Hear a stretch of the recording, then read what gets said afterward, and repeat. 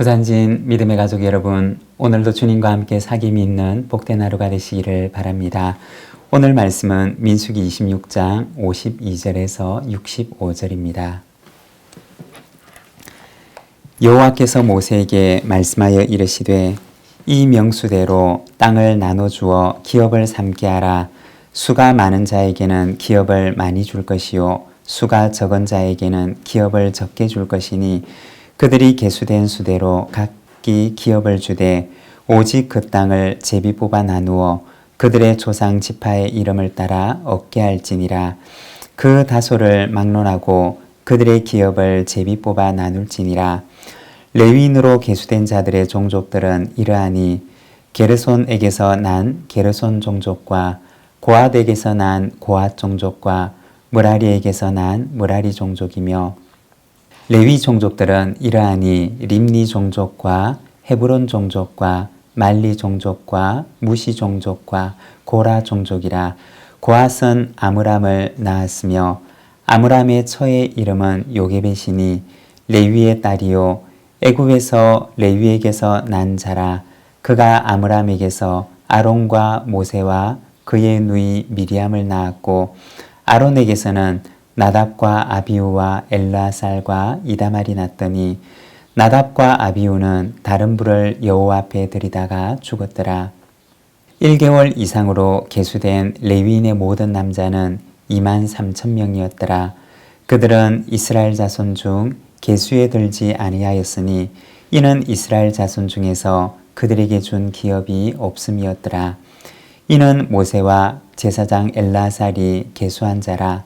그들이 여리고 맞은편 요단가 모압 평지에서 이스라엘 자손을 계수한 중에는 모세와 제사장 아론이 시내 광야에서 계수한 이스라엘 자손은 한 사람도 들지 못하였으니 이는 여호와께서 그들에게 대하여 말씀하시기를 그들이 반드시 광야에서 죽으리라 하셨습니다.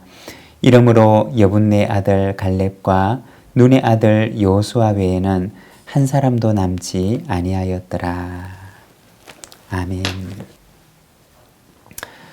오늘 우리가 함께 읽은 말씀에서는 마지막으로 레위 지파에 속한 사람들을 계수하는 모습을 보여주고 있습니다. 52절에서 56절입니다. 여호와께서 모세에게 말씀하여 이르시되 이 명수대로 땅을 나눠주어 기업을 삼게 하라.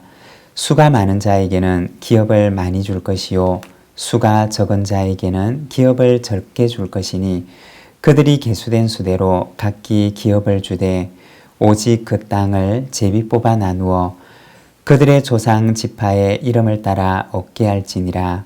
그 다소를 막론하고 그들의 기업을 제비 뽑아 나눌지니라. 아멘. 여기 보면 땅을 분배하는 원칙에 대해서 말씀을 하고 있습니다. 두 가지 원칙이 적용되는데 먼저 첫 번째는 명수대로 땅을 나누어 주라고 말씀을 하십니다. 수가 많은 지파에게는 기업을 많이 나누어 주고 또 수가 적은 지파에게는 기업을 적게 나누어 주라고 말씀을 하십니다. 그리고 두 번째는 다소를 막론하고 기업을 제비 뽑아 나누어 주라고 말씀을 하십니다. 수가 많고 힘이 있는 지파라고 해서 좋은 땅을 차지하는 것이 아니라 기업의 위치를 정할 때에는 제비를 뽑아서 그것을 정할 것을 말씀하십니다. 그리고 55절에 보면 오직 그 땅을 제비 뽑아 나누어 그들의 조상의 지파의 이름을 따라 얻게 할지니라 고 말씀을 합니다. 성경에 보면 제비를 뽑아서 땅을 분배하지만 성경의 대원칙은 땅은 하나님의 것이다 라고 하는 것입니다. 그리고 그 땅은 개인에게 주어진 땅이 아니라 조금 더 정확하게 이야기를 하자면 지파에게 주어진 땅이었습니다.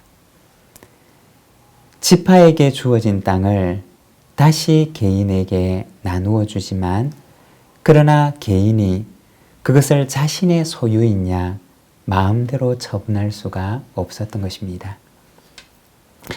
예를 들어서 어떤 사람이 개인의 삶이 지극히 곤핍해서 그 땅을 팔아서 공공한 상황을 면하고자 합니다.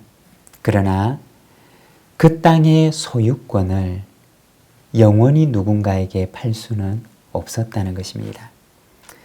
설사 그 땅을 누군가에게 팔았다고 해도 희년이 돌아오게 되면 팔았던 그 소유권이 원래의 주인에게로 다시 돌아오게끔 되어 있었던 것입니다. 그 땅에 대한 소유권을 누군가에게 영원히 팔 수 있는 권리는 없었던 것입니다. 그 땅에 대한 사용권만을 일정 기간 동안만 양도할 뿐이었다는 것입니다. 그리고 희년이 되면 아무리 어려웠던 자라 할지라도 그 땅에 대한 권리를 잃어버린 자라 할지라도 다시 그 잃어버린 권리를 회복할 수 있도록 하셨던 것입니다. 이것이 바로 성경에서 말하는 땅에 대한 말씀입니다. 즉, 제비를 뽑아서 분배되는 땅은 하나님께서 그들에게 나누어 주셨던 선물이었던 것입니다. 그리고 누구에게도 빼앗기지 않을 수 있는 하나님의 선물이었던 것입니다. 설사 잠깐 동안 그 땅에 대한 권리를 잃어버릴 수는 있습니다. 그러나 희년이 돌아오게 되면 그 잃어버린 권리를 다시 하나님께서 처음 주셨던 대로 회복할 수가 있었던 것입니다. 성경에서는 바로 이 땅은 하나님께서 그들의 지파에게 주신, 그들에게 주셨던 선물이었던 것입니다. 그리고 그들은 하나님께 선물로 받았던 그 땅을 후손들에게 소중한 유산으로 물려주어야 하는 권리와 책임을 가지고 있었던 것입니다. 이것이 바로 하나님께로부터 받았던 기업의 의미였습니다. 여러분, 우리도 기억해야 할 것은 먼저 첫 번째는 오늘 우리에게 있는 모든 것도 역시 하나님의 것임을 기억해야 합니다. 나에게 주어진 시간도, 나의 건강도, 나의 생명도, 나아가서 우리의 가정도, 그리고 우리의 소유도, 이 모든 것이 하나님께서 나에게 주신 선물이라는 것입니다. 그리고 두 번째는 우리는 이 아름다운 신앙의 유산들을 다음 세대에 물려줄 책임이 있는 존재라는 것입니다. 이 사명을 잘 감당하는 우리 모든 믿음의 가정들이 되시기를 바랍니다. 62절의 말씀입니다. 1개월 이상으로 계수된 레위인의 모든 남자는 23,000명이었더라. 그들은 이스라엘 자손 중 계수에 들지 아니하였으니 이는 이스라엘 자손 중에서 그들에게 준 기업이 없음이었더라. 여기에 보면 레위 지파에 속한 사람들을 계수하게 됩니다. 다른 지파에 속한 사람들은 모두 20세 이상으로 계수를 합니다. 그러나 레위 지파에 속한 사람들은 1개월 이상 된 남자를 계수를 합니다. 왜냐하면 레위 지파는 전쟁에 나가는 사람들을 계수하는 것이 아니었기 때문이었습니다. 그리고 이어지는 말씀을 보면 레위 지파에게는 그들에게 주는 기업이 없다고 말씀을 하십니다. 하나님께서는 레위 지파에게는 땅을 기업으로 나누어 주지 않으셨습니다.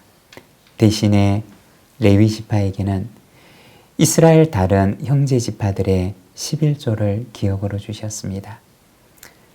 레위 지파는 땅을 기업으로 나누어 주어서 그들에게 거기에서 살도록 하지 않으셨습니다. 오히려 48개의 성을 나누어 주어서 형제 지파들이 받았던 그 기업 안에서 레위 지파들은 흩어져서 살도록 말씀을 하셨습니다. 그렇게 흩어져서 그들이 감당해야 하는 일은 무엇이었느냐? 다른 형제 지파들의 영적인 부분을 책임지는 일이었습니다. 그들에게 하나님의 말씀을 가르치도록 하였고, 그리고 율법이 무엇인지를 그들에게 가르치도록 하셨습니다. 다른 형제 지파들이 하나님 앞에서 살아갈 수 있도록 돕는 역할을 이 레위 지파에게 맡기셨던 것입니다. 다른 형제 지파들의 영적인 구심점이 되어 살아가도록 말씀하셨습니다. 하나님께서는 이스라엘 백성들이 영적으로나 육적으로 모두 강건하기를 원하셨습니다. 성경에 보면 사람이 육으로만 사는 것이 아니라 하나님의 말씀으로 사는 존재임을 말씀하십니다. 이를 위해서 세움을 받았던 이들이 바로 레위 지파였던 것입니다. 63절에서 65절입니다. 이는 모세와 제사장 엘르아살이 계수한 자라. 그들이 여리고 맞은편 요단가 모압 평지에서 이스라엘 자손을 계수한 중에는 모세와 제사장 아론이 시내 광야에서 계수한 이스라엘 자손은 한 사람도 들지 못하였으니 이는 여호와께서 그들에게 대하여 말씀하시기를 그들이 반드시 광야에서 죽으리라 하였습니다. 이러므로 여분네 아들 갈렙과 눈의 아들 여호수아 외에는 한 사람도 남지 아니하였더라.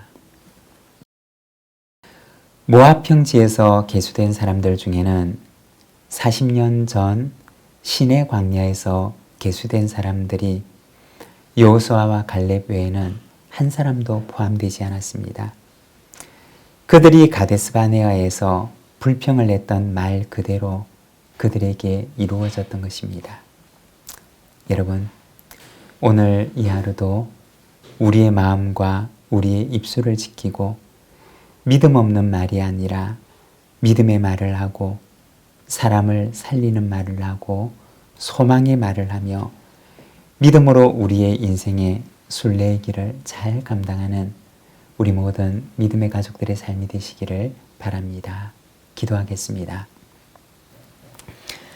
하나님 아버지, 은혜를 감사합니다.